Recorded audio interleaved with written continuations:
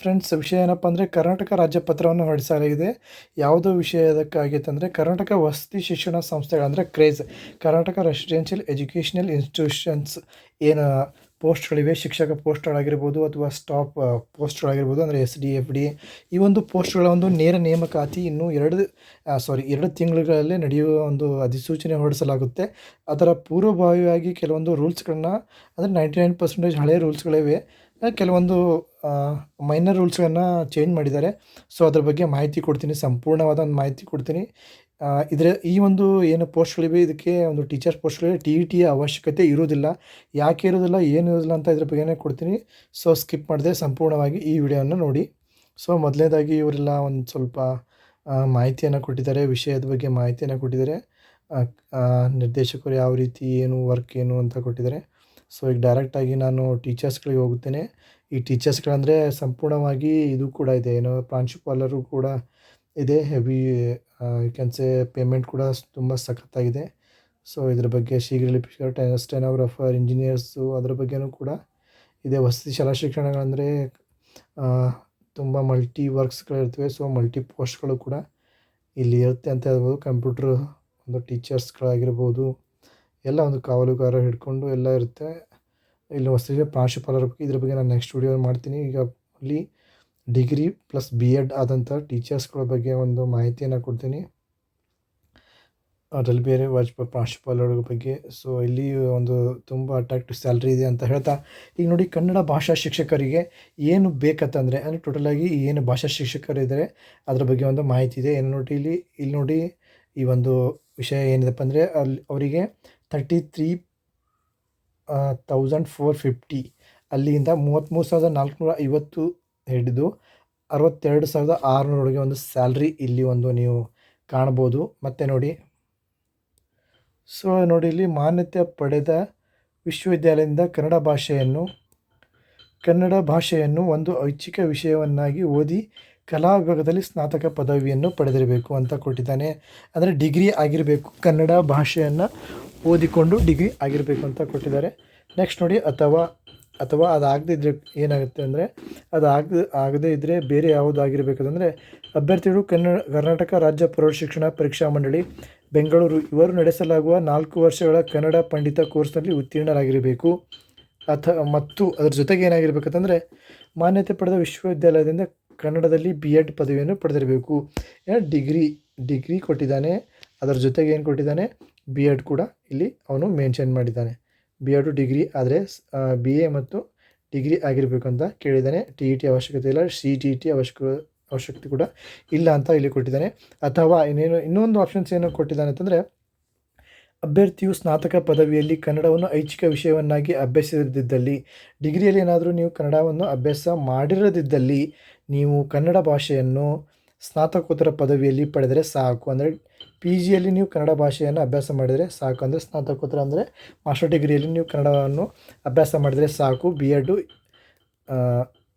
ಕನ್ನಡ ಮಾಡಿದರೆ ಸಾಕು. ಡಿಗ್ರಿಯಲ್ಲಿ ಕನ್ನಡ ಇಲ್ಲದೇ ಇದ್ದರೆ ನಡೆಯುತ್ತೆ ಅಂತ ಕೊಟ್ಟಿದ್ದಾನೆ. ಸೊ ಇದರಲ್ಲಿ ಏನು CTET TET ಅವಶ್ಯಕತೆ ಇಲ್ಲ. ಸೇಮ್ ಇಂಗ್ಲೀಷ್ ಭಾಷಾ ಶಿಕ್ಷಕರು ಸೇಮ್ ಪೇಮೆಂಟ್ ಇದೆ. ನೋಡಿ, ಇಂಗ್ಲೀಷ್ ಭಾಷಾ ಶಿಕ್ಷಕರು ಏನಿದೆ, ಪೋಸ್ಟ್ ಕೂಡ 811 ಪೋಸ್ಟ್ಗಳಿವೆ. ಇಲ್ಲಿ ಕೂಡ 811 ಪೋಸ್ಟ್ಗಳು ಇವೆ. ಸೊ ಇಲ್ಲಿ ನೋಡಿ, ನೆಕ್ಸ್ಟ್ ನೋಡಿ, ಸೇಮ್ ಇದೇ ರೀತಿ ಡಿಗ್ರಿಯಲ್ಲಿ ಒಂದು ಇಂಗ್ಲೀಷ್ ಭಾಷೆ ಆಪ್ಷನಲ್ ಆಗಿ ಓದಿರಬೇಕು. ಅಥವಾ ದಕ್ಷಿಣ ಭಾರತದ ಪ್ರಾದೇಶಿಕ ಶಿಕ್ಷಣ ಸಂಸ್ಥೆಯಿಂದ ಇಂಗ್ಲೀಷ್ನಲ್ಲಿ ಸ್ನಾತಕೋತ್ತರ ಡಿಪ್ಲೊಮಾ ಪ್ರಮಾಣಪತ್ರ ಕೋರ್ಸ್ನಲ್ಲಿ ಉತ್ತೀರ್ಣನಾಗಿರುವ ಅಭ್ಯರ್ಥಿಯು ಸಹ ಅರ್ಹನಾಗಿರ್ತಾನೆ ಅಂತ ಸ್ಪೆಷಲ್ ಕೋರ್ಸ್ ಇದು. ಮತ್ತು ಮಾನ್ಯತೆ ಪಡೆದ ವಿಶ್ವವಿದ್ಯಾಲಯದಿಂದ ಪ್ರಮುಖವಾಗಿ ಇಂಗ್ಲೀಷ್ ಪದ್ಧತಿ ಮೆಥಡ್ಸ್ನಲ್ಲಿ BEd ಪದವಿಯನ್ನು ಪಡೆದಿರತಕ್ಕದ್ದು. ಅಂದರೆ BEd ಇಂಗ್ಲೀಷಲ್ಲಿ ಒಂದು ಸಬ್ಜೆಕ್ಟನ್ನು ತೊಗೊಂಡಿರಬೇಕು ಅಂತ ಕೊಟ್ಟಿದ್ದಾನೆ. ಅಭ್ಯರ್ಥಿಯು ಸ್ನಾತಕ ಪದವಿಯಲ್ಲಿ ಇಂಗ್ಲೀಷನ್ನು ಐಚ್ಛಿಕ ವಿಷಯವನ್ನಾಗಿ ಅಭ್ಯಸಿಸಲಿದ್ದಲ್ಲಿ ಇಂಗ್ಲೀಷ್ ಭಾಷೆಯನ್ನು ಸೇಮ್ ಇದೆ. ಇದು ಕೂಡ PGಯಲ್ಲಿ ನೀವೇನಾದರೂ ಡಿಗ್ರಿಯಲ್ಲಿ ಇಂಗ್ಲೀಷ್ ತೊಗೊಳ್ಳದೇ ಇದ್ದರೆ PGಯಲ್ಲಿ ಇಂಗ್ಲೀಷ್ ತೊಗೊಂಡಿದ್ರೆ ನಡೆಯುತ್ತೆ ಅಂತ ಕೊಟ್ಟಿದ್ದಾನೆ. ಅದರ ಜೊತೆಗೆ ಏನು ಕೊಟ್ಟಿದ್ದಾನೆ, ಅಥವಾ ಪದವಿ ಪೂರ್ವ ಕೋರ್ಸ್ ಅಥವಾ SSLCಯಲ್ಲಿ ಕನ್ನಡವನ್ನು ಒಂದು ಭಾಷೆಯಾಗಿ ಅಭ್ಯಸಿಸಿರಬೇಕು. ಅಥವಾ ಕನ್ನಡವನ್ನು ಕೂಡ ನೀವು ಅಭ್ಯಾಸ ಮಾಡಿರಬೇಕು. ಇಂಗ್ಲೀಷ್ ಮೀಡಿಯಮ್ ಇದ್ದರೂ ಕೂಡ ಕನ್ನಡವನ್ನು ನೀವು ಒಂದು ಭಾಷೆಯನ್ನಾಗಿ, ಅಂದರೆ 10th ವರೆಗೂ ನೀವು ಅಭ್ಯಾಸ ಮಾಡಿರಲೇಬೇಕು. ಅಥವಾ ಕಾವ ಜಾಣ ರತ್ನ ಅಂತ ಏನು ಪರೀಕ್ಷೆ ಇದೆ ಅದರಲ್ಲಿ ಆದರೂ ಉತ್ತೀರ್ಣ ಆಗಿರಬೇಕು ಅಂತ ಕೊಟ್ಟಿದ್ದಾನೆ. ನೆಕ್ಸ್ಟ್ ಏನು ಟಿಪ್ಪಣಿ, ಅಭ್ಯರ್ಥಿಗಳು ದಕ್ಷಿಣ ಭಾರತ ಇಂಗ್ಲೀಷ್ನ ಪ್ರಾದೇಶಿಕ ಶಿಕ್ಷಣ ಸಂಸ್ಥೆಗಳಿಂದ ಇಂಗ್ಲೀಷ್ನಲ್ಲಿ ಸ್ನಾತಕೋತ್ತರ ಡಿಪ್ಲೊಮಾ ಕೋರ್ಸ್ ಪ್ರಮಾಣಪತ್ರ ಪಡೆದು ಉತ್ತೀರ್ಣರಾಗಿರುವಲ್ಲಿ ಅಂಥ ಕೋರ್ಸ್ನಲ್ಲಿ ಗಳಿಸಿದ ಅಂಕಗಳ ಮೆರಿಟ್ ಪಟ್ಟಿಯನ್ನು ಸಿದ್ಧಪಡಿಸುವಾಗ ಪರಿಗಣಿಸತಕ್ಕದ್ದು ಅಂತ ಕೊಟ್ಟಿದ್ದಾನೆ. ಸೊ ಇದು ಕೂಡ ಸೇಮ್ ಒಂದು ಇಂಗ್ಲೀಷಲ್ಲಿರೋ ಸ್ಪೆಷಲ್ ಕೋರ್ಸ್ ಆಗಿದ್ದರೂ ಕೂಡ ನಡೆಯುತ್ತೆ ಅಂತ ಕೊಟ್ಟಿದ್ದಾನೆ. ಸೊ ಇಲ್ಲಿ ಹಿಂದಿ ಭಾಷೆ ಶಿಕ್ಷಕರು ಕೂಡ ಏನಂತ ಕೊಟ್ಟಿದ್ದಾನೆ, ಸೊ ಡಿಗ್ರಿಯಲ್ಲಿ ಹಿಂದಿಯನ್ನು ಆಪ್ಷನಲ್ ಆಗಿ ತೆಗೆದುಕೊಂಡಿರಬೇಕು ಅಥವಾ BAd ತತ್ಸಮಾನ ಕೌಶಲ್ಯ ಇತರೆ ಯಾವುದೇ ಪದವಿಯನ್ನು ನೀವು ಪಡೆದಿರಬೇಕು ಅಂತ B.Ed ಕೂಡ ಇಲ್ಲಿ ಆಗಿರಬೇಕು. ನೆಕ್ಸ್ಟ್ ನೋಡಿ, ಮಾನ್ಯತೆ ಪಡೆದ ವಿಷಯ ಹಿಂದಿ ಪದ್ಧತಿ ಮೆಥಡ್ಸ್ನಲ್ಲಿ B.Ed ಆಗಿರಬೇಕು ಅಂತ ಕೊಟ್ಟಿದ್ದಾನೆ. ಇಲ್ಲಿ ಕೂಡ ಯಾವುದಾದ್ರೂ ಹಿಂದಿ ಏನು ಗೌರ್ಮೆಂಟ್ ರಾಜ್ಯ ಸರ್ಕಾರದ ಘೋಷಿಸಲಾದ ಒಂದು ಹಿಂದಿ ಕೋರ್ಸ್ ಡಿಗ್ರಿ ಕೋರ್ಸ್ ಯಾವುದಾದ್ರೂ ಇದ್ರೂ ಕೂಡ ಅದರಲ್ಲಿ ಪಾಸಾದರೂ ಕೂಡ ನಡೆಯುತ್ತೆ ಅಂತ ಕೊಟ್ಟಿದ್ದಾನೆ. ನೆಕ್ಸ್ಟ್ ನೋಡಿ, ತತ್ಸಮಾನ ಸ್ನಾತಕ ಪದವಿ ಇದರ ಬಗ್ಗೆ ಹೇಳಿದ್ದಾನೆ. ಸೊ 2004ರಿಂದ ಒಂದು ಸ್ಪೆಷಲ್ ಏನು ಅನೌನ್ಸ್ಮೆಂಟ್ ಮಾಡಿದರು, ಸ್ನಾತಕ ಪದವಿ ಮತ್ತು B.Ed ಪದವಿಗೆ ತತ್ಸಮಾನವಾಗಿ ಘೋಷಿಸಿದೆ. ಏನಂತಂದರೆ ಹಿಂದಿಯಲ್ಲಿ ಸ್ನಾತಕ ಪದವಿ ಸಮಾನ ಹಿಂದಿ ರತ್ನ, ರಾಜಭಾಷಾ ವಿದ್ವಾನ್, ಹಿಂದಿ ಭಾಷಾ ಪ್ರವೀಣ, ರಾಷ್ಟ್ರಭಾಷಾ ಪ್ರವೀಣ. ಸೊ ಈ ಒಂದು ವಿಷಯಗಳಲ್ಲಿ ಈ ಒಂದು ಎಕ್ಸಾಮಲ್ಲಿ ನೀವು ಪಾಸ್ ಆದರೂ ಕೂಡ ನಡೆಯುತ್ತೆ ಅಂತ ಕೊಟ್ಟಿದ್ದಾನೆ. ನೆಕ್ಸ್ಟ್ ನೋಡಿ, ಹಿಂದಿ ಶಿಕ್ಷಕ ಕೋರ್ಸ್ ಸ್ಪೆಷಲ್ ಇದೆ. ಇದ್ರು ಕರ್ನಾಟಕ ಮಹಿಳಾ ಹಿಂದಿ ಸೇವಾ ಸಮಿತಿ ಬೆಂಗಳೂರು, ಕರ್ನಾಟಕ ಹಿಂದಿ ಪ್ರಚಾರ ಸಮಿತಿ ಬೆಂಗಳೂರು, ಮೈಸೂರು, ಇವು ಕೂಡ ಸೇಮ್, ಇವು ಕೂಡ ಕೋರ್ಸ್ಗಳು ಹಿಂದಿ B.Ed ಈ ಒಂದು ವಿಷಯಗಳಲ್ಲಿ ಈ ಒಂದು ಡಿಸ್ಟ್ರಿಕ್ಟ್ನಲ್ಲಿ ಪಡೆದರೆ ನಡೆಯುತ್ತೆ ಅಂತ ಕೊಟ್ಟಿದ್ದಾನೆ. ಮತ್ತು ಇದ್ರ ಜೊತೆಗೆ ಏನು ಕೊಟ್ಟಿದ್ದಾನೆ, ಕನ್ನಡ ಭಾಷೆಯನ್ನು ಒಂದು ವಿಷಯವನ್ನು ಅಭ್ಯಾಸಿಸಿ PUCಯಲ್ಲಿ ಉತ್ತೀರ್ಣ ಆಗಿರಬೇಕು. ಕನ್ನಡ ಭಾಷೆಯನ್ನು ಒಂದು ವಿಷಯವನ್ನಾಗಿ ಅಥವಾ ಕನ್ನಡ ಶಿಕ್ಷಣ ಮಾಧ್ಯಮದಲ್ಲಿ ಅಭ್ಯಸಿಸಿ PUCಯಲ್ಲಿ ಉತ್ತೀರ್ಣರಾಗಿರಬೇಕು. ಕನ್ನಡ ಮೀಡಿಯಮಲ್ಲಿ ಆಗಿರಬೇಕು ಅಂತ ಕೊಟ್ಟಿದ್ದಾನೆ. ನೆಕ್ಸ್ಟ್ ನೋಡಿ, ಹಿಂದಿ ಶಿಕ್ಷಕ ಮತ್ತು ಹಿಂದಿ ಶಿಕ್ಷಕ ಪಾರಂಗತ ಅಭ್ಯರ್ಥಿಗಳು ಕೋರ್ಸ್ಗೆ ಸೇರುವುದಕ್ಕೆ ಮೊದಲು ಕನ್ನಡ ಭಾಷೆಯನ್ನು ಒಂದು ಭಾಷೆಯನ್ನಾಗಿ ತೆಗೆದುಕೊಳ್ಳುವ ಮೂಲಕ ಕನ್ನಡ ಶಿಕ್ಷಣ ಮಾಧ್ಯಮದಲ್ಲಿ ಅಭ್ಯಸಿಸಿ PUCಯಲ್ಲಿ ಉತ್ತೀರ್ಣ ಆಗಿರಬೇಕು. ಓಕೆ, ಅಭ್ಯರ್ಥಿಯು PED ತತ್ಸಮಾನವಾದ ಪರೀಕ್ಷೆಯಲ್ಲಿ ಹಿಂದಿ ಮತ್ತು ಇತರೆ ಯಾವುದೇ ಒಂದು ಭಾಷೆಯನ್ನು ಪದ್ಧತಿ ಮೆಥಡ್ ವಿಷಯವಾಗಿ ಅಭ್ಯಸಿಸಿರಬೇಕು. ನೆಕ್ಸ್ಟ್ ನೋಡಿ, ಮತ್ತು ಅಭ್ಯರ್ಥಿಯು ಮೇಲೆ ಅಗತ್ಯಪಡಿಸಲಾದ ಅರ್ಹತೆಯೊಂದಿಗೆ ಹಿಂದಿ ಶಿಕ್ಷಕ ಹುದ್ದೆಗೆ ಅರ್ಜಿ ಸಲ್ಲಿಸಬೇಕು. ಅರ್ಹತಾ ಪರೀಕ್ಷೆಯಲ್ಲಿ ಕನ್ನಡವನ್ನು ಒಂದು ಭಾಷೆಯನ್ನಾಗಿ ಅವನು ಅಭ್ಯಸಿಸದಿದ್ದಲ್ಲಿ ಅವನು ಪದವಿ ಪೂರ್ವ ಕೋರ್ಸ್ನಲ್ಲಿ ಅಥವಾ SLC ಕನ್ನಡವನ್ನು ಒಂದು ಭಾಷೆಯನ್ನು ಅಭ್ಯಾಸ ಮಾಡಿರಬೇಕು ಅಥವಾ ಕನ್ನಡದಲ್ಲಿ ಡಿಪ್ಲೊಮಾ ಮಾಡಿರಬೇಕು ಅಥವಾ ಕನ್ನಡವನ್ನು ಒಂದು ಕನ್ನಡ ಮೀಡಿಯಮಲ್ಲಿ ಕಲ್ತಿರಬೇಕು. ಇಲ್ಲಾಂದರೆ ಏನು ಕಾವರತ್ನ ಜಾಣ ಒಂದು ಪರೀಕ್ಷೆಗಳಿವೆ, ಆ ಒಂದು ಪರೀಕ್ಷೆಯಲ್ಲಿ ಪ್ರಮಾಣಪತ್ರ ಕೋಶದಲ್ಲಿ ಪರೀಕ್ಷೆಯಲ್ಲಿ ಪಾಸ್ ಆಗಿರಬೇಕು ಅಂತ ಕೊಟ್ಟಿದ್ದಾನೆ. ಇನ್ನು ವಿಜ್ಞಾನ ಶಿಕ್ಷಕರು ಸೇಮ್ ಪೇಮೆಂಟು, ಬಟ್ ಪೋಸ್ಟ್ಗಳು ಒಂದು 28 ಹೆಚ್ಚಾಗಿವೆ, 839. ಇಲ್ಲಿ ವಿಜ್ಞಾನ ವಿಷಯ ಶಿಕ್ಷಕ ನೇಮಕಾತಿಗೆ ಏನು ಬೇಕಂದರೆ ಕಡ್ಡಾಯವಾಗಿ ರಸಾಯನಶಾಸ್ತ್ರ ವಿಷಯದೊಂದಿಗೆ ಅಂದರೆ ಕೆಮಿಸ್ಟ್ರಿಯೊಂದಿಗೆ ಮತ್ತು ಈ ಕೆಳಕಂಡ ಯಾವುದೇ ಒಂದು ಐಚ್ಛಿಕ ವಿಷಯವೊಂದಿಗೆ, ಅಂದರೆ ಏನಪ್ಪ ಅಂದರೆ ಸಸ್ಯಶಾಸ್ತ್ರ, ಬಾಟ್ನಿ, ಜಿಯೋಲಜಿ ವಿಜ್ಞಾನದಲ್ಲಿ, ಸಸ್ಯಶಾಸ್ತ್ರ, ಪ್ರಾಣಿಶಾಸ್ತ್ರ ವಿಜ್ಞಾನದಲ್ಲಿ ಸ್ನಾತಕ ಪದವಿಯನ್ನು ಪಡೆದಿರಬೇಕು. CBZ ಅಪ್ಲೈ ಬರುತ್ತೆ ನೋಡಿ, ಇಲ್ಲಿ CBZ ಏನು ಕಲ್ತಿರ್ತಾ ಒಂದು ಅಭ್ಯರ್ಥಿಗಳು ಇದನ್ನು ಅಪ್ಲೈ ಮಾಡೋದು. C ಅಂದರೆ ಕೆಮಿಸ್ಟ್ರಿ, ಇವೆರಡರಲ್ಲಿ ಬಾಟ್ನಿ ಮತ್ತು ಜಿಯೋಲಜಿ ಇವೆರಡರಲ್ಲಿ ಒಂದಾಗಿರುತ್ತೆ. ಅಂದರೆ PCMದವ್ರು ಕೂಡ ಮೊದಲನೇದಾಗಿ CBZದವರು ಇದಕ್ಕೆ ಅಪ್ಲೈ ಮಾಡ್ಬೋದು. ಮತ್ತು ನೋಡಿ, ಮತ್ತು ಮಾನ್ಯತೆ ಪಡೆದ ವಿಶ್ವವಿದ್ಯಾಲಯದಿಂದ ವಿಜ್ಞಾನ ವಿಷಯದ ಪದ್ಧತಿ BEd ಮಾಡಿರಬೇಕು ಅಂತ ಕೊಟ್ಟಿದ್ದಾನೆ ಒಂದು ವಿಷಯದಲ್ಲಿ. ಮತ್ತು ಅಭ್ಯರ್ಥಿಯು ಸ್ನಾತಕ ಪದವಿ ಮತ್ತು ಅಥವಾ ಪದವಿ ಪೂರ್ವ ಕೋರ್ಸ್ನಲ್ಲಿ SLC ಕನ್ನಡವನ್ನು ಒಂದು ಮಾಧ್ಯಮವನ್ನಾಗಿ ಅಭ್ಯಾಸ ಮಾಡಿರಬೇಕು. ಅಗೇನ್ ಒಂದು ವಿಷಯನ ಕೊಟ್ಟಿದ್ದಾನೆ. ಇಲ್ಲಿ PCMದವರಿಗೆ ಅವಕಾಶ ಕೊಟ್ಟಿಲ್ಲ ಇವರು. ಇಲ್ಲಿ ನೋಡಿ, PCM physics, chemistry, maths, so ಇಲ್ಲಿ ವರ್ಕೌಟ್ ಆಗಲ್ಲ ಅಂತ ಕೊಟ್ಟುಬಿಟ್ಟಿದ್ದಾನೆ. So according to this statement, so ಇವ್ರಿಗೆ ಕೊಡಬೇಕಾಗಿತ್ತು. ನೋಡೋಣ ಮುಂದೆ ಏನಿದೆ ವಿಷಯ ಅಂತ. ನೆಕ್ಸ್ಟ್ ನೋಡಿ, ಗಣಿತ ವಿಷಯ ಶಿಕ್ಷಕರು ಸೇಮ್ ಪೇಮೆಂಟು 33,450 ರೂಪಾಯಿ. ಗಣಿತ ವಿಷಯ ಶಿಕ್ಷಕರು ಏನು, ಗಣಿತ ಮತ್ತು ಭೌತಶಾಸ್ತ್ರ ಕಡ್ಡಾಯ ವಿಷಯಗಳೊಂದಿಗೆ ವಿಜ್ಞಾನ ವಿಷಯದಲ್ಲಿ ಸ್ನಾತಕ ಪದವಿಯನ್ನು ಪಡೆದಿರಬೇಕು. ಓಕೆ, ಇಲ್ಲಿ PCMದವರಿಗೆ ಇಲ್ಲಿ ಅವಕಾಶ ಮಾಡಿಕೊಟ್ಟಿದ್ದಾನೆ. ಸೊ ಇದು ಒಂಥರ ಗುಡ್ ಐಡಿಯಾ ಅಂತಲೇ ಹೇಳ್ಬೋದು. ಯಾಕಂದರೆ ಗಣಿತ ಮತ್ತು ಏನು ಫಿಸಿಕ್ಸ್ ಇದೆ, ಸೊ ಅವರಿಗೆ ಗಣಿತ ವಿಷಯ ಶಿಕ್ಷಕರು ಅಂತ ಕೊಡ್ತಾನೆ. ಸೊ ಅದರೊಂದಿಗೆ ಫಿಸಿಕ್ಸ್ ಕೂಡ ಅವರು ಟೀಚಿಂಗ್ ಮಾಡಬಹುದು. ಮತ್ತು ಇದರ ಜೊತೆಗೆ ಈ ಕೆಳಗಡೆ ಯಾವುದೇ ಒಂದನ್ನು ಐಚ್ಛಿಕ ಅಭ್ಯಸಿಸಿರಬೇಕು. ಎಂದರೆ ರಸಾಯನಶಾಸ್ತ್ರ, ಒಂದು ಮ್ಯಾಥ್ಸು, ಫಿಸಿಕ್ಸು ಕಂಪಲ್ಸರಿ. ಅದ್ರ ಜೊತೆಗೆ ರಸಾಯನಶಾಸ್ತ್ರ ಮಾನ್ಯತೆ, ರಸಾಯನಶಾಸ್ತ್ರ ಇರ್ಬೋದು. PCM ಆಯಿತು. ಇದು PCMದವರಿಗೆ ಈ ಒಂದು ಗಣಿತ ಶಿಕ್ಷಕರು ಕೊಟ್ಟಿದ್ದಾನೆ. CBZದವರಿಗೆ ಸೈನ್ಸ್ ಟೀಚರ್ಸ್ ಅಂತ ಕೊಟ್ಟಿದ್ದಾನೆ. ಓಕೆ ನಡೆಯುತ್ತೆ. ಇಲ್ಲಿ ಹೆಂಗೆ ಮಾಡಿದ್ರೆ ಸ್ವಲ್ಪ ಅಡ್ಜಸ್ಟ್ಮೆಂಟ್ ಆಗುತ್ತೆ. ಕ್ರೇಜ್ ಏನು ಶಿಕ್ಷಣ ಸಂಸ್ಥೆ, ವಸತಿ ಶಾಲಾ ಶಿಕ್ಷಣ ಸಂಸ್ಥೆಗಳಿರ್ತವೆ. ಅಕಾರ್ಡಿಂಗ್ ಟು ಏನು ಡೈರೆಕ್ಟ್ರು ಹೆಂಗೆ ಹೇಳ್ತಾರೆ ಒಂದು ಸಬ್ಜೆಕ್ಟನ್ನು ನೀವು ಟೀಚಿಂಗ್ ಮಾಡ್ಬೋದು. P C M, physics, chemistry, maths ಮಾಡ್ಬೋದು. ಮತ್ತು ಅವರು ಸಿ ಬಿ ಜಡ್ದವರು ಕೂಡ ತಮ್ಮ 3 ವಿಷಯಗಳಲ್ಲಿ 3 ವಿಷಯಗಳನ್ನು ಟೀಚ್ ಮಾಡಲು ಹೇಳ್ಬೋದು. ನೆಕ್ಸ್ಟ್ ನೋಡಿ, ಮತ್ತು ಅಭ್ಯರ್ಥಿಯು ಸ್ನಾತಕ ಪದವಿ ಅಥವಾ ಪದವಿ ಪೂರ್ವ ಕೋರ್ಸಲ್ಲಿ ಎಸ್ ಎಲ್ ಸಿಯನ್ನು ಕನ್ನಡ ವಿಷಯದ ಬಗ್ಗೆ ಇಲ್ಲಿ ಕೊಟ್ಟಿದ್ದಾನೆ. ಕನ್ನಡ ಭಾಷೆಯ ಬಗ್ಗೆ ಆಲ್ಮೋಸ್ಟ್ ಎಲ್ಲ ಕಲ್ತಿರ್ತಾರೆ. ಸೊ ಕಲ್ತಿದೆ ಇದ್ದರೆ ಒಂದು ಕೋರ್ಸ್ ಬರುತ್ತೆ ಕಾಬಾರ ಜಾಣರತ್ನ ಅಂತ, ಅದರಲ್ಲಿ ಉತ್ತೀರ್ಣರಾಗಿರಬೇಕು. ಇನ್ನು ಸಮಾಜ ವಿಜ್ಞಾನ ವಿಷಯ ಶಿಕ್ಷಕರುಗಳಲ್ಲಿ ಏನು ವಿಶೇಷ ಇದೆ ಅಂದರೆ, ಈ ಕೆಳಕಂಡ ಯಾವುದೇ 2 ವಿಷಯಗಳನ್ನು ಐಚ್ಛಿಕ ವಿಷಯವಾಗಿ ತೆಗೆದುಕೊಂಡು ಕಲಾ ವಿಭಾಗದಲ್ಲಿ ಸ್ನಾತಕ ಪದವಿಯನ್ನು ಪಡೆದಿರಬೇಕು. ಅಂದರೆ ಡಿಗ್ರಿಯಲ್ಲಿ ಈ ಒಂದು ವಿಷಯಗಳಲ್ಲಿ 2 ವಿಷಯ ಕಂಪಲ್ಸರಿ ಆಗಿರಬೇಕು. ಇತಿಹಾಸ, ಅರ್ಥಶಾಸ್ತ್ರ, ರಾಜ್ಯಶಾಸ್ತ್ರ, ಸಮಾಜಶಾಸ್ತ್ರ, ಭೂಗೋಳಶಾಸ್ತ್ರ, ಈ ಒಂದು 5 ವಿಷಯಗಳಲ್ಲಿ 2 ಕಂಪಲ್ಸರಿ ಇರಲೇಬೇಕು. ಸೋಷಿಯಾಲಜಿ ಜೊತೆಗೆ ಈಗ ಜರ್ನಲಿಸಮ್ ತೊಗೊಂಡವ್ರಿಗೆ, ಮತ್ತು ಎಜುಕೇಷನ್ ತೊಗೊಂಡವ್ರಿಗೆ, ಮತ್ತು ಸೈಕಾಲಜಿ ತೊಗೊಂಡವ್ರಿಗೆ, ಮತ್ತು ಇನ್ನೂ ಬಹಳ ಒಂದು ಸ್ಟ್ಯಾಟ್ ತೊಗೊಂಡವ್ರಿಗೆ ಸೊ ಇಲ್ಲಿ ಅವಕಾಶ ಇಲ್ಲ ಅಂತ ಅದೊಂದು ಒಂದು ಸಮಸ್ಯೆಯಾಗಿ ಮಾರ್ಪಡ್ತಾ ಇದೆ ಇಲ್ಲಿ. ಸೊ ಯಾಕಂದರೆ ಸಮಾಜಶಾಸ್ತ್ರ ತೊಗೊಂಡಿರ್ತಾರೆ ಅಥವಾ ಇಂಗ್ಲೀಷ್ ತೊಗೊಂಡಿರ್ತಾರೆ. ಸೊ ಈಗ GPS ಸ್ಟಾರ್ನಲ್ಲಿ ಒಂದು ಆಗಿರೋದು ಅದೇ ಆಲ್ರೆಡಿ. ಈಗ ಅದನ್ನು ಸಾರ್ಟ್ ಔಟ್ ಮಾಡಿದ್ದಾರೆ GPS ಸ್ಟಾರ್ನಲ್ಲಿ ಕ್ರೈಸಲ್ಲಿ, ಮತ್ತು ಅದೇ ಒಂದು ಮುಂದುವರಿತಾ ಇದೆ. ಸೊ ಇದಕ್ಕೆ ಅಬ್ಜೆಕ್ಷನ್ ಸಲ್ಲಿಸಬೇಕು. ನೆಕ್ಸ್ಟ್ ನೋಡಿ, ಮಾನ್ಯತೆ ಪಡೆದ ವಿಶ್ವವಿದ್ಯಾಲಯದಿಂದ ಕಲಾ ವಿಭಾಗದಲ್ಲಿ ಆರ್ಟ್ಸ್ ಮೆಥಡ್ BEd ಅನ್ನು ಪಡೆದಿರಬೇಕು. ಓಕೆ, BEd ಅನ್ನು ಪಡೆದಿರಬೇಕು, ಕಂಪಲ್ಸರಿ ಇದೆ ಇದು. ಇಲ್ಲಿ TET ಅಥವಾ CET ಯಾವುದೇ ಅವಶ್ಯಕತೆ ಇಲ್ಲ. ಇವೇನು ಪೋಸ್ಟ್ಗಳಿವೆ ಟೋಟಲ್ಲು. ಅಭ್ಯರ್ಥಿಯು ಸ್ನಾತಕ ಪದವಿ ಅಥವಾ ಪದವಿ ಪೂರ್ವ ಕೋರ್ಸ್ನಲ್ಲಿ SLCಯನ್ನು ಓಕೆ. ನೆಕ್ಸ್ಟ್ ನೋಡಿ, ಇಂಗ್ಲೀಷ್ ಮಾಧ್ಯಮ ಶಾಲೆಗಳ ನೇಮಕಾತಿಗಾಗಿ ಏನು, ಇಂಗ್ಲೀಷ್ ಮಾಧ್ಯಮ ಶಾಲೆಗಳಿಗಾಗಿ ಅಭ್ಯರ್ಥಿಯು ಸ್ನಾತಕ ಪದವಿಯಲ್ಲಿ ಇಂಗ್ಲೀಷ್ ಮಾಧ್ಯಮದಲ್ಲಿ ಅಭ್ಯಾಸ ಮಾಡಿರಬೇಕು ಅಂತ ಕೊಟ್ಟಿದ್ದಾನೆ. ಇಂಗ್ಲೀಷ್ ಮೀಡಿಯಮ್ ಟೀಚ್ ಮಾಡೋಕೆ ಇಂಗ್ಲೀಷ್ ಮಾಧ್ಯಮದಲ್ಲೇ ಅವ್ರದ್ದೊಂದು ಡಿಗ್ರಿ ಮುಗಿದಿರಬೇಕು ಅಂತ ಕೊಟ್ಟಿದ್ದಾನೆ. ನೆಕ್ಸ್ಟ್ ನೋಡಿ, ಕಂಪ್ಯೂಟರ್ ಶಿಕ್ಷಕರು ಸೇಮ್ ಪೇಮೆಂಟ್ 811 ಪೋಸ್ಟ್ಗಳು. ಕಂಪ್ಯೂಟರ್ ಶಿಕ್ಷಕರಿಗೆ ಏನಿದೆ ಅಂದರೆ ಗಣಕ ವಿಜ್ಞಾನ, ಮಾಹಿತಿ ವಿಜ್ಞಾನವನ್ನು ಪಡೆದಿರಬೇಕು. ಇಂಜಿನಿಯರಿಂಗ್ ವಿಷಯದಲ್ಲಿ ಸ್ನಾತಕ ಪದವಿಯನ್ನು ಪಡೆದಿರಬೇಕು.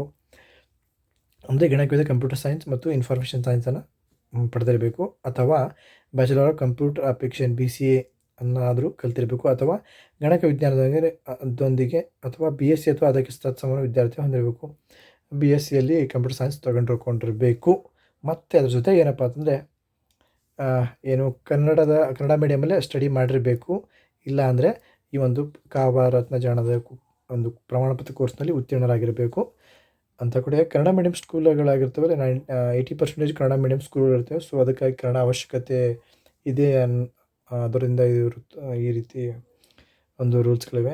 ದೈಹಿಕ ಏನು P teacher same payment again 811 ಪೋಸ್ಟ್ಗಳು. ಏನಪ್ಪ, ಸ್ನಾತಕ ಪದವಿಯನ್ನು ಪಡೆದಿರಬೇಕು. ಯಾವುದೋ ಅಂತ ಮೆನ್ಷನ್ ಮಾಡಿಲ್ಲ. BA ಆಗಿರ್ಬೋದು, BS ಆಗಿರ್ಬೋದು, ಅಥವಾ BCom ಕೂಡ ಆಗಿರಬಹುದು. ಮತ್ತು ಅದರ ಜೊತೆ ಏನು ಕಡೆ ದೈಹಿಕ ಶಿಕ್ಷಣ ಸ್ನಾತಕ ಪದವಿಯನ್ನು ಪಡೆದಿರಬೇಕು. ಸೊ ಇದು ಆಗಿದ್ದು ಕೂಡ ಇದ್ರ ಜೊತೆಗೆ ಇದನ್ನು ಫಿಸಿಕಲ್ ಎಜುಕೇಷನ್ ಒಂದು ಡಿಗ್ರಿಯಲ್ಲಿ ಮುಗಿದಿರಬೇಕಂತ ಕೊಟ್ಟಿದ್ದೇನೆ. ಅಥವಾ ಸರ್ಕಾರಿ ದೈಹಿಕ ಶಿಕ್ಷಣ ಕಾಲೇಜಿನ ದೈಹಿಕ ಶಿಕ್ಷಣದಲ್ಲಿ ಡಿಪ್ಲೊಮಾ ಪಡೆದಿರಬೇಕು. ಡಿಪ್ಲೊಮಾ 2 ವರ್ಷ ಅಥವಾ 3 ವರ್ಷ ಕೋರ್ಸ್ ಏನಿದೆ, ಏನೋ 1 ವರ್ಷದಿದೆ ಗೊತ್ತಿಲ್ಲ. ಸೊ ಆ ಒಂದು ಡಿಪ್ಲೊಮಾದಲ್ಲಿ ದೈಹಿಕ ಶಿಕ್ಷಣ ಆಗಿರಬೇಕು ಅಂತ ಕೊಟ್ಟಿದ್ದಾನೆ. ಮತ್ತು ಅದ್ರ ಜೊತೆಗೆ ಏನಪ್ಪ ಅಂತಂದರೆ ಕನ್ನಡ ಒಂದು ಮೀಡಿಯಮ್ನಲ್ಲಿ ಮುಗಿದಿರಬೇಕು ಅಂತ ಕೊಟ್ಟಿದ್ದಾನೆ. 10 ಇಯರ್ಸು. ಇಲ್ಲಾಂದರೆ ಕಾಬಾರತ್ನ ಜಾಣ. ಅಗೇನ್ ಟಿಪ್ಪಣಿ ಏನಿದೆಪ್ಪ ಅಂದರೆ ನೋಡಿ, ಈ ಒಂದು ಪೋಸ್ಟ್ಗಳಿಗೆ ಯಾವೊಂದು ಏಜ್ ಗರಿಷ್ಠ ವಯೋಮಿತಿಯನ್ನು ಕೊಟ್ಟಿದ್ದಾನೆ. ಹುದ್ದೆಗಳಿಗೆ ಅನುಸೂಚಿತ ಜಾತಿಗಳು, ಅನುಸೂಚಿತ ಪಂಗಡಗಳು, ಹಿಂದುಳಿದ ವರ್ಗ, ಪ್ರವರ್ಗ 1 ಇವರಿಗೆ ಗರಿಷ್ಠ ವಯೋಮಿತಿ 45 ವರ್ಷಗಳಿವೆ. 45 ವರ್ಷಗಳು ಮ್ಯಾಕ್ಸಿಮಮ್. ಮತ್ತು 2A 2B 3A 3B ಇವರಿಗೆ 43 ವರ್ಷಗಳಿವೆ. ಸೊ OBC ದವರಿಗೆ ಎಷ್ಟು 43 ವರ್ಷಗಳು. ಅದೇ ರೀತಿ GMದವರಿಗೆ ಏನಿದೆಯಪ್ಪ ಅಂದರೆ 40 ವರ್ಷಗಳಿವೆ. ಸೊ ನೆಕ್ಸ್ಟ್ ನೋಡಿ, ಕಲೆ ಮತ್ತು ಕರಕುಶಲ ಶಿಕ್ಷಕರು ಡ್ರಾಯಿಂಗ್ ಮಾಸ್ಟರ್ಸ್ 30,000 ರೂಪಾಯಿ ಪೇಮೆಂಟ್ ಇದೆ ಇದು. ಸೊ ಅವರಿಗೆ ಕೂಡ ಸ್ನಾತಕ ಒಂದು ಡಿಗ್ರಿಯಲ್ಲಿ ಪಡೆದಿರಬೇಕು ಲಲಿತಕಲೆ ವಿಷಯದಲ್ಲಿ. ಅಥವಾ ಮಾನ್ಯತೆ ಪಡೆದ ಒಂದು ದೃಶ್ಯಕಲೆಯಲ್ಲಿ ಒಂದು ಸ್ನಾತಕ ಪದವಿಯನ್ನು ಪಡೆದಿರಬೇಕು. ಅಥವಾ ಆರ್ಟ್ ಮಾಸ್ಟರ್ ಅಂತ ಏನೋ ಸಪ್ರೇಟಾಗಿ ಒಂದು ಕೋರ್ಸ್ಗಳಿವೆ, ಅದರಲ್ಲಿ ಕೂಡ ಕೋರ್ಸನ್ನು ಮುಗಿಸಿ ನಡೆಯುತ್ತೆ ಅಂತ ಕೊಟ್ಟಿದ್ದಾನೆ. ಅದರ ಜೊತೆಗೆ ಕನ್ನಡ ಮಾಧ್ಯಮ ಒಂದು ಇರಬೇಕು, ಕನ್ನಡ ಭಾಷೆಯನ್ನು ಅರಿತವರಾಗಿರಬೇಕು ಅಂತ ಕೊಟ್ಟಿದ್ದಾನೆ. ಅದೇ ರೀತಿ ಸಂಗೀತ ಟೀಚರು 33,450 ಒಳ್ಳೆಯ ಸ್ಯಾಲ್ರಿ. 499 ಪೋಸ್ಟ್ಗಳು, ಹೆವಿ ಪೋಸ್ಟ್ಗಳಿವೆ ಈ ಸಾರಿ ಅಂತೂ. ಇಲ್ಲಿ ಅರೌಂಡ್ ಎಷ್ಟು ಪೋಸ್ಟ್ಗಳಿವೆ ನೋಡಿ. ಇಲ್ಲಿ ಕಲೆ ಮತ್ತು you can say that 797 heavy ಒಂದು ಪೋಸ್ಟ್ಗಳು. ಏನು ಬೇಕಪ್ಪ ಅಂದರೆ ಅಗೇನ್ ಒಂದು ಕನ್ನಡವನ್ನು ಅರಿತಿರಬೇಕು, ಕನ್ನಡ ಒಂದು ಮೀಡಿಯಮಲ್ಲಿ. ಮತ್ತು ಅದ್ರ ಜೊತೆ ಏನು ಸಂಗೀತ ಪರೀಕ್ಷೆಯಲ್ಲಿ ಪ್ರವೀಣ ವಿದ್ವಾನ್ ಅಥವಾ ಅದಕ್ಕೆ ಸತ್ಸಮಾನವಾದ ಕರ್ನಾಟಕ ಸರ್ಕಾರದಿಂದ ಮಾನ್ಯತೆ ಪಡೆದ ಪರೀಕ್ಷೆಯಲ್ಲಿ ಉತ್ತೀರ್ಣರಾಗಿರಬೇಕು ಅಂತ ಕೊಟ್ಟಿದ್ದಾನೆ. ಸೊ ಪ್ರಮಾಣ ಪತ್ರದ ಒಂದು ಕೋರ್ಸ್ ಕೂಡ ಮುಗಿಸಿರಬೇಕು ಅಂತ ಕೊಟ್ಟಿದ್ದಾನೆ ಕನ್ನಡ ಮೀಡಿಯಮಲ್ಲಿ. ಸೊ ನೆಕ್ಸ್ಟ್ ನೋಡಿ ಸ್ವಲ್ಪ ಏನೋ ಕೊಟ್ಟಿದ್ದಾನೆ. 3 ವರ್ಷಗಳ ಸಂಗೀತ ವಿಜ್ಞಾನ ತಮಿಳುನಾಡು ರಾಜ್ಯದ ಗಾಯನ ಇದೆ. ಈ ಒಂದು ಎಕ್ಸಾಮ್ ಕೂಡ ಪಾಸ್ ಆದರೆ ಅದು ಕೂಡ ನಡೆಯುತ್ತೆ, ಎಲಿಜಿಬಿಲಿಟಿ ಅಂತ ಕೊಟ್ಟಿದ್ದಾನೆ. ಕರ್ನಾಟಕ ಸಂಗೀತ ಸೆಂಟ್ರಲ್ ಕಾಲೇಜ್ ಮದ್ರಾಸ್ ಇವರು ನಡೆಸುವ 2 ವರ್ಷ ಸಂಗೀತ ವಿಜ್ಞಾನ ಕೋರ್ಸ್ ಕೂಡ ನಡೆದರೆ ಅದರಲ್ಲಿ ಪಾಸ್ ಆದರೂ ಕೂಡ ನಡೆಯುತ್ತೆ ಅಂತ ಕೊಟ್ಟಿದ್ದಾನೆ. ಮತ್ತು ಬೆಂಗಳೂರು ವಿಶ್ವವಿದ್ಯಾಲಯ ಸೇರಿದಂತೆ ವಿಶ್ವವಿದ್ಯಾಲಯಗಳಲ್ಲಿ ಮಾನ್ಯತೆ ಪಡೆದ ಸಂಗೀತದಲ್ಲಿ ಸ್ನಾತಕೋತ್ತರ ಪದವಿ ಪಡೆದರೂ ಕೂಡ ನಡೆಯುತ್ತೆ ಅಂತ ಕೊಟ್ಟಿದ್ದಾನೆ. ನೆಕ್ಸ್ಟ್ ನೋಡಿ, ಎಲ್ಲ ವಿಷಯಗಳಲ್ಲಿ ಸಮಾನವಾದ ಕಾರ್ಯಸಾಧನೆ ತೋರಿದ ಅಂಧ ವ್ಯಕ್ತಿಗಳಿಗೆ ಆದ್ಯತೆ ನೀಡಬೇಕು ಅಂತ ಕೊಟ್ಟಿದ್ದಾನೆ. ಸೊ ಒಂದು ಫಿಸಿಕಲ್ ಚಾಲೆಂಜ್ ವ್ಯಕ್ತಿಗಳಿಗೆ ಈ ಒಂದು ಫಸ್ಟ್ ಪ್ರಿಫರೆನ್ಸ್ ಕೊಡಬೇಕು ಅಂತ ಕೊಟ್ಟಿದ್ದಾರೆ. ನೆಕ್ಸ್ಟ್ ಕಚೇರಿ ಅಧೀಕ್ಷಕರದು ಇದೆ. ಸೊ ಇದು ಕೂಡ ನೋಡಿ, ಇದರ ಬಗ್ಗೆ ಕೂಡ ಇದನ್ನು PDF ನಾನು ಟೆಲಿಗ್ರಾಮಲ್ಲಿ ಹಾಕಿರ್ತೀನಿ, ಡೀಟೇಲ್ ಆಗಿ ನೋಡ್ಬೋದು ನೀವು. ವಾರ್ಡನ್ ಬಗ್ಗೆಯೂ ಕೂಡ ವಿದ್ಯಾರ್ಥಿನಿಯ ಮೇಲ್ವಿಚಾರಕ ವಾರ್ಡನ್ ಬಗ್ಗೆ 27,650 ರೂಪಾಯಿಂದ 52,650 ರೂಪಾಯಿವರೆಗೂ ಏನು ಬೇಕಪ್ಪ ಅಂತಂದರೆ, ಇದಕ್ಕೆ ಮಾನ್ಯತೆ ಪಡೆದ ವಿಶ್ವವಿದ್ಯಾಲಯದಿಂದ ಕಲೆ ಅಥವಾ ವಿಜ್ಞಾನದಲ್ಲಿ ಸ್ನಾತಕ ಪದವಿಯನ್ನು ಪಡೆದಿರಬೇಕು. ಸೈನ್ಸ್ ಅಥವಾ ಡಿಗ್ರಿ ಆಗಿರಬೇಕು, ಸೈನ್ಸ್ ಅಥವಾ ಆರ್ಟ್ಸಲ್ಲಿ. ಮಾನ್ಯತೆ ಪಡೆದ ವಿಶ್ವವಿದ್ಯಾಲಯ ಕಲೆ ಅಥವಾ ವಿಜ್ಞಾನದಲ್ಲಿ BEd ಆಗಿರಬೇಕು, ಡಿಗ್ರಿ ಆಗಿರಬೇಕು, ಅದ್ರ ಜೊತೆ BEd ಆಗಿರಬೇಕು. ಡಿಗ್ರಿ ಯಾವುದಂದರೆ BA ಅಥವಾ BSc ಆಗಿರಬೇಕು, ಅದ್ರ ಜೊತೆ BEd ಆಗಿರಬೇಕು. ಸಬ್ಜೆಕ್ಟ್ ಮೆನ್ಷನ್ ಇಲ್ಲ ವಾರ್ಡನ್ಗೆ. ಅಭ್ಯರ್ಥಿಗಳು ಸ್ನಾತಕೋತ್ತರ ಪದವಿ ಅಥವಾ ಸ್ನಾತಕ ಪದವಿ ಅಥವಾ ಪದವಿ ಪೂರ್ವ ಕೋರ್ಸ್ ಅಥವಾ SLCಯಲ್ಲಿ ಕನ್ನಡವನ್ನು ಮೀಡಿಯಮನ್ನು ಕಲಿತಿರಬೇಕು, ಅಥವಾ ಸ್ಪೆಷಲ್ ಒಂದು ಯಾವುದಾದ್ರೂ ಡಿಪ್ಲೊಮಾ ಕೋರ್ಸ್ ಇದ್ದರೆ ಆ ಒಂದು ವಿಷಯದಲ್ಲಿ ಕನ್ನಡ ಭಾಷೆಯನ್ನು ಪಡೆದಿರಬೇಕು ಅಂತ ಕೊಟ್ಟಿದ್ದಾನೆ. ನೆಕ್ಸ್ಟ್ ನೋಡಿ, ಪ್ರಥಮ ದರ್ಜೆ ಸಹಾಯಕರು ಮತ್ತು ಕಂಪ್ಯೂಟರ್ ಆಪರೇಟರ್ಗೆ 27,650ರಿಂದ 52,650 ರೂಪಾಯಿ, 716 ಪೋಸ್ಟ್ಗಳು. ಬಡ್ತಿಗಾಗಿ ಕಂಪ್ಯೂಟರ್ ಕಾರ್ಯದಲ್ಲಿ ಜ್ಞಾನವುಳ್ಳವರಾಗಿ ಏನು ಕೊಟ್ಟಿದೆ, ಕರ್ನಾಟಕ ಸರ್ಕಾರದ ಅಥವಾ ಸರ್ಕಾರದ ಮಾನ್ಯತೆ ಪಡೆದ ಸಂಸ್ಥೆಯಿಂದ 1 ವರ್ಷದ ಕಂಪ್ಯೂಟರ್ ಕೋರ್ಸ್ನಲ್ಲಿ ಪ್ರಮಾಣ ಪತ್ರ ಪಡೆಯುವುದರೊಂದಿಗೆ ಕಂಪ್ಯೂಟರ್ ಕಾರ್ಯದಲ್ಲಿ ಜ್ಞಾನವುಳ್ಳವರಾಗಿದ್ದು ಪದವಿಯನ್ನು ಪಡೆದಿರತಕ್ಕದ್ದು. ಆ ಪದವಿಯನ್ನು ಪಡೆದಿರಬೇಕು, ಅದೇ ರೀತಿ 1 ವರ್ಷದ ಕೋರ್ಸ್ ಆಗಿರಬೇಕು ಅಂತ ಕೊಟ್ಟಿದ್ದಾನೆ. ಈಗೇನು ಸಂಸ್ಥೆಗಳಲ್ಲಿ ಗೌರ್ಮೆಂಟ್ ಏನು ಸಂಸ್ಥೆಗಳಿವೆ ಅದರಲ್ಲಿ ಪಡೆದಿರಬೇಕು ಅಂತ ಕೊಟ್ಟೆ. ಅದರ ಜೊತೆಗೆ ಬಡ್ತಿಗಾಗಿ ಕೂಡ ಕೊಟ್ಟಿದ್ದಾನೆ. ಬಡ್ತಿ 5 ವರ್ಷ ಕಡಿಮೆ ಇರತಕ್ಕದ್ದು ಇದು. ಆಮೇಲೆ ಬರುತ್ತೆ ಶುಶ್ರೂಷ ಅಧಿಕಾರಿ, ನರ್ಸ್ ಯು ಕ್ಯಾನ್ ಸೇ ಅಂತ ಹೇಳ್ಬೋದು. ಯಾಕೆಂದರೆ ರೆಸಿಡೆನ್ಷಿಯಲ್ ಸ್ಕೂಲ್ಸ್ಗಳಾಗಿರ್ತವೆ, ಅಲ್ಲಿ ಬೇಕೇ ಇವರು. ಭಾರತೀಯ ನರ್ಸಿಂಗ್ ಕೌನ್ಸಿಲಿಂದ ಮಾನ್ಯತೆ ಪಡೆದ ಸಂಸ್ಥೆಯಿಂದ BSc ನರ್ಸಿಂಗ್ ಪದವಿ ಪರೀಕ್ಷೆಯಲ್ಲಿ ಉತ್ತೀರ್ಣ ಆಗಿರಬೇಕು, ಅಥವಾ PUC ಕೌನ್ಸಿಲಿಂದ. ಸೊ ಇಲ್ಲಿ ಕೂಡ ಮಿಡ್ ವೈಫರಿ ಕೋರ್ಸ್ನಲ್ಲಿ ಉತ್ತೀರ್ಣರಾಗಿರಬೇಕು. GNMನಲ್ಲಿ ಒಂದು ಉತ್ತೀರ್ಣ ಆದರೂ ಕೂಡ ನಡೆಯುತ್ತೆ ಅಂತ ಕೊಟ್ಟಿದ್ದಾನೆ. ಸ್ನಾತಕೋತ್ತರ ಅಥವಾ ಇಲ್ಲಿ ಟೋಟಲಾಗಿ ಕನ್ನಡ ಮೀಡಿಯಮ್ಮು ಬರೆದಿರಬೇಕು ಅಂತ ಕೊಟ್ಟಿದ್ದಾನೆ. ಸೊ ಇವೆಲ್ಲ ಹೊರಗುತ್ತಿಗೆ ಅದರ ಮೇಲಿವೆ. ಸೊ ಇದ್ರ ಬಗ್ಗೆ ನಾನು ಜಾಸ್ತಿ ಎಕ್ಸ್ಪ್ಲನೇಷನ್ ಮಾಡಲ್ಲ. ಗ್ರಂಥಪಾಲಕರು ಇದೊಂದು ಅಟ್ರಾಕ್ಟಿವ್ ಆದಂಥ ಒಂದು ಪೋಸ್ಟು. 30,350, 52,250 ಮಾನ್ಯತೆ ಪಡೆದ ಸಂಸ್ಥೆಯಿಂದ ಗ್ರಂಥಾಲಯ ವಿಜ್ಞಾನದಲ್ಲಿ ವಿಶ್ವವಿದ್ಯಾಲಯದ ಪದವಿಯನ್ನು ಪಡೆದಿರಬೇಕು. ಮಾನ್ಯತೆ ಪಡೆದ ಸಂಸ್ಥೆಯಿಂದ ಗ್ರಂಥಾಲಯ ವಿಜ್ಞಾನದಲ್ಲಿ 1 ವರ್ಷದ ಡಿಪ್ಲೊಮಾ ಪದವಿಯನ್ನು ಪಡೆದಿರಬೇಕು. ಅಥವಾ ನೆಕ್ಸ್ಟ್ ನೋಡಿ, ಇಂಗ್ಲೀಷ್, ಹಿಂದಿ, ಪ್ರಾದೇಶಿಕ ಭಾಷೆಯ ಕಾರ್ಯದಲ್ಲಿ ವಿಜ್ಞಾನವನ್ನು ಹೊಂದಿರುವುದು ಅಪೇಕ್ಷಣೀಯ. ವಸತಿ ಶಾಲೆಗಳಲ್ಲಿ ಕೆಲಸ ಮಾಡಿದ ಅನುಭವ, ಕಂಪ್ಯೂಟರ್ ಬಳಕೆ ಬಗ್ಗೆ ಜ್ಞಾನ ಹೊಂದಿರಬೇಕು. ಇವಕ್ಕೆ ಪ್ರಿಪ್ರೇಷನ್ ಫಸ್ಟ್ ಕೊಟ್ಟಿದ್ದಾರೆ, ಪ್ರಿಫರ್ ಮಾಡಿದ್ದಾರೆ ಇವರಿಗೆ. ಉಗ್ರಾಣ ಸ್ಟೋರ್ ಕಂಟ್ರೋಲ್ ಬಗ್ಗೆ ಅದ್ರ ಬಗ್ಗೆ ಕೂಡ ಇದೆ. ಗಣಕಯಂತ್ರ ಸಹಾಯಕ ನೋಡಿ, ಪದವಿ ಪೂರ್ವ ಕೋರ್ಸ್ ಪರೀಕ್ಷೆಯಲ್ಲಿ ಅಥವಾ ಕರ್ನಾಟಕ ಸರ್ಕಾರ ಮಾನ್ಯ ಪಡೆದ ಪರೀಕ್ಷೆಯಲ್ಲಿ ಉತ್ತೀರ್ಣರಾಗಿರಬೇಕು. PUC ಆಗಿರಬೇಕು. 6 ತಿಂಗಳು ಕಂಪ್ಯೂಟರ್ ಕೋರ್ಸ್ ಪ್ರಮಾಣಪತ್ರವನ್ನು ಹೊಂದಿದರೆ ಸಾಕು. ಹೊರಗುತ್ತಿಗೆ ಆಧಾರ ಇದೆ. ಸೊ ಫ್ರೆಂಡ್ಸ್, ಅದ್ರ ಬಗ್ಗೆ ಜಾಸ್ತಿ ಮಾತಾಡಲ್ಲ. 1 ಇಯರ್ ಬಗ್ಗೆ, 1 ಇಯರ್ ಅಥವಾ 2 ಇಯರ್ ಬಗ್ಗೆ ಇದೊಂದು ಗುತ್ತಿಗೆ, ಅದರ ಮೇಲೆ ನೇಮಕಾತಿಯನ್ನು ಮಾಡ್ತಾರೆ. ಪ್ರಯೋಗಾಲಯ ಸಹಾಯಕರು ನೇಮಕಾತಿ ಇದೆ. ಇದು ನೋಡಿ, ಪ್ರಯೋಗಾಲಯ ತಾಂತ್ರಿಕತೆಯಲ್ಲಿ ಪ್ರಮಾಣಪತ್ರ ಡಿಪ್ಲೊಮೊಂದಿಗೆ ದ್ವಿತೀಯ PUCಯಲ್ಲಿ ಉತ್ತೀರ್ಣರಾಗಿರಬೇಕು, ಅಥವಾ ಮಾನ್ಯತೆ ಪಡೆದ ಮಂಡಳಿ ವಿಶ್ವವಿದ್ಯಾಲಯದಿಂದ ವಿಜ್ಞಾನ ವಿಷಯದಲ್ಲಿ 12ನೇ ತರಗತಿಯಲ್ಲಿ ಉತ್ತೀರ್ಣರಾಗಿರಬೇಕು ಅಂತ ಕೊಟ್ಟಿದ್ದಾರೆ. ನೆಕ್ಸ್ಟ್ ಅಗೇನ್ ಹೊರಗುತ್ತಿಗೆ ಬೇಡ ಇದು. ನೆಕ್ಸ್ಟ್ ನೋಡಿ, ಪ್ರಾಂಶುಪಾಲರುಗಳಿಗೆ ಇದ್ರ ಬಗ್ಗೆ ನಾನು ಸಪ್ರೇಟಾಗಿ ವಿಡಿಯೋ ಮಾಡ್ತೀನಿ ಕಂಪ್ಲೀಟಾಗಿ. ಈಗ ನೆಕ್ಸ್ಟ್ ನೋಡಿ, ಈಗ ನೋಡಿ ಇಲ್ಲಿ ಕನ್ನಡ ಭಾಷಾ ಶಿಕ್ಷಕರು, ಇಂಗ್ಲೀಷ್ ಭಾಷಾ ಶಿಕ್ಷಕರು, ಹಿಂದಿ, ವಿಜ್ಞಾನ, ಗಣಿತ, ಸಮಾಜ ವಿಜ್ಞಾನ, ಗಣಕ ವಿಜ್ಞಾನ, ದೈಹಿಕ ಶಿಕ್ಷಕರು ಟೋಟಲಾಗಿ ಇವ್ರಿಗೆ ಏನು ರೂಲ್ಸ್ ಅಪ್ ಇದೆ ಅಂದರೆ, ಡೈರೆಕ್ಟಾಗಿ ಇವರಿಗೆ ರಿಕ್ರೂಟ್ಮೆಂಟ್ ಮಾಡಬೇಕು. ಮೌಖಿಕ ಸಂದರ್ಶನ ಇರುವುದಿಲ್ಲ, ಅಂದರೆ ಇಂಟರ್ವ್ಯೂ ಇರುವುದಿಲ್ಲ, ಇವರಿಗೆ ಇರಬಾರ್ದು ಅಂತ ಒಂದು ನೇಮಕಾತಿ ಆದೇಶ ಇದೆ. ಏನಿದೆ, ನೇಮಕಾತಿ ಸಮಿತಿಯು ಪ್ರಾದೇಶಿಕ ಭಾಷೆಯಲ್ಲಿ ವ್ಯಾಪಕ ಪ್ರಸಾರವನ್ನು ಹೊಂದಿರುವ 2 ಈಗೇನು ರೆಕ್ರೂಟ್ಮೆಂಟ್ ಕರೀತಾರೆ, ಸೊ ಒಂದು ದೊಡ್ಡ ಪತ್ರಿಕೆಯಲ್ಲಿ 2 ಪತ್ರಿಕೆಯಲ್ಲಿ ಅಡ್ವರ್ಟೈಸ್ಮೆಂಟನ್ನು ಕೊಡಬೇಕು.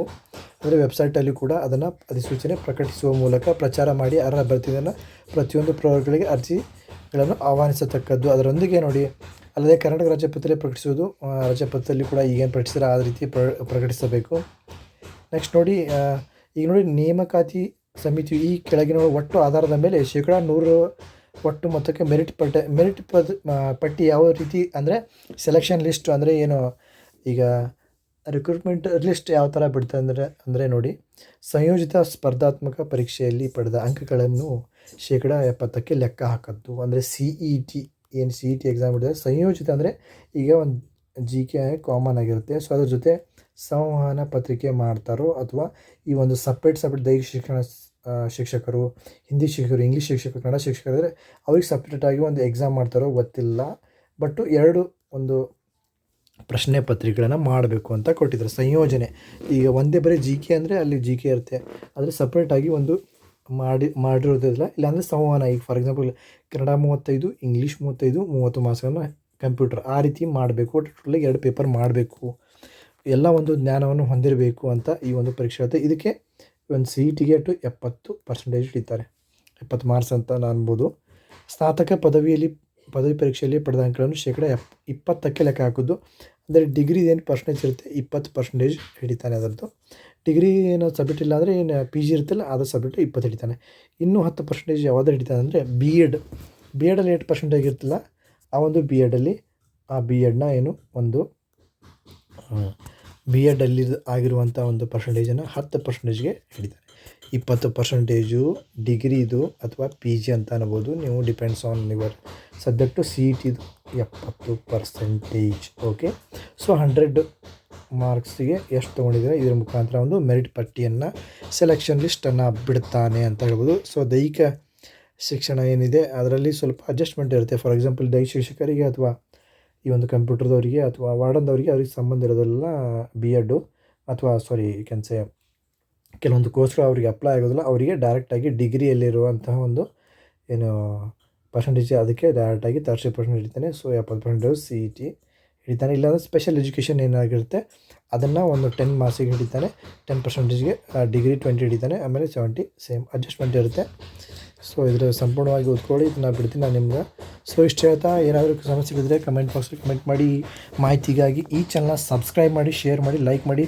ಈಗ ನೆಕ್ಸ್ಟು ಕೆಲವೇ ದಿನಗಳಲ್ಲಿ ನಾನು ಕ್ವೆಶ್ಚನ್ ಪೇಪರ್ ಸಾಲ್ವ್ ಮಾಡೋದನ್ನು ಕಂಪ್ಲೀಟಾಗಿ ಹಾಕ್ತೀನಿ.